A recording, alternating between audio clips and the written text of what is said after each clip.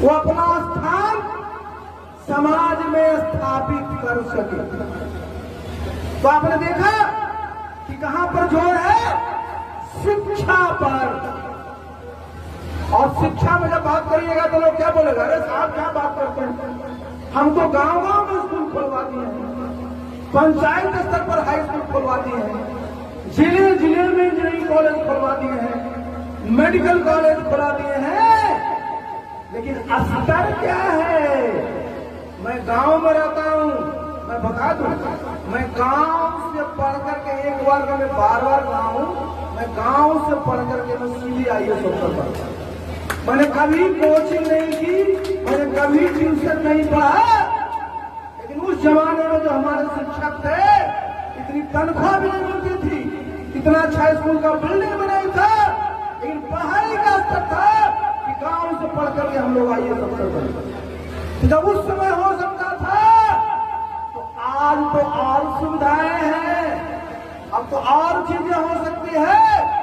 तो जन स्वराज का जो पहला लक्ष्य है कि हमारी जो भावी पीढ़ी है, उसकी चर्चा कर रहे थे हमारे विपिन जी कि हमारे बच्चे हैं, बच्चे का भविष्य कैसा होना चाहिए? वो तमिलनाडु में जाकर करके बर्तन की सफाई करेगा,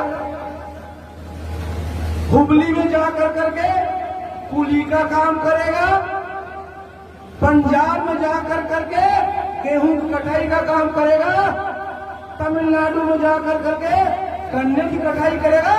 इस प्रकार के बिहार के बच्चों का भविष्य होना चाहिए।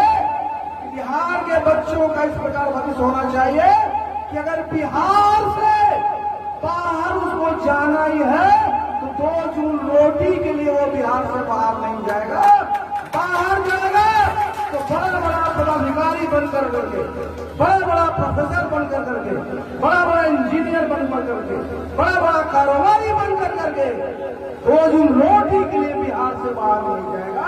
इसलिए जरूरी है कि हमारी शिक्षा व्यवस्था स्तर किस प्रकार का होना चाहिए। जरा सुनिए, नालंदा बगल में है, दुनिया के लोग पढ़ने आते थे।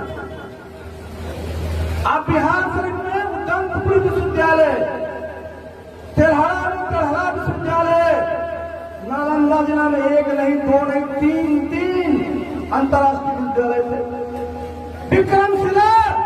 और आज क्या है?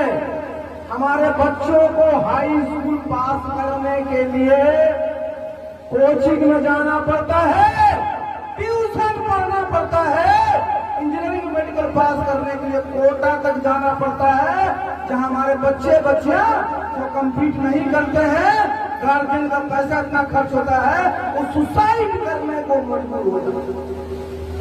ये व्यवस्था में बदलाव होना चाहिए कि नहीं? जो बताइए, यही बदलाव है। क्या बदलाव होगा? कि हमारी जो शिक्षा व्यवस्था होगी, हमारा शिक्षा का जो स्तर होगा उच्च कोटि का होगा, जहां हमारे बच्चे बाहर नहीं पढ़ने जाएंगे, बल्कि बाहर के बच्चे आकर के बिहार में पढ़ेंगे। आप कहिएगा कैसे होगा साहब? सरकारी स्कूल में जाते हैं, पढ़ाई ठीक से नहीं होती है। सरकारी स्कूल के पास भवन है, सरकारी स्कूल में शिक्षक हैं, प्रशिक्षित हैं, कुछ अप्रशिक्षित हैं। क्या दायित्व होगा?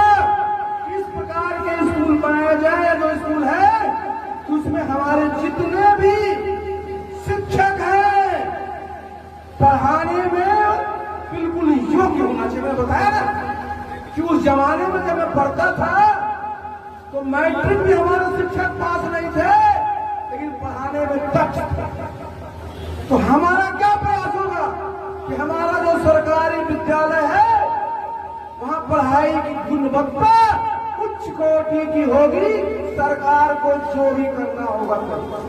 आज क्या काम है स्कूल के हेडमास्टर साहब का, इंचार्ज का? एक ही काम है कि बच्चों को क्या कहते हैं, मिड डे वाला भोजन उनको मिल जाए। तो स्कूल को विद्यालय होता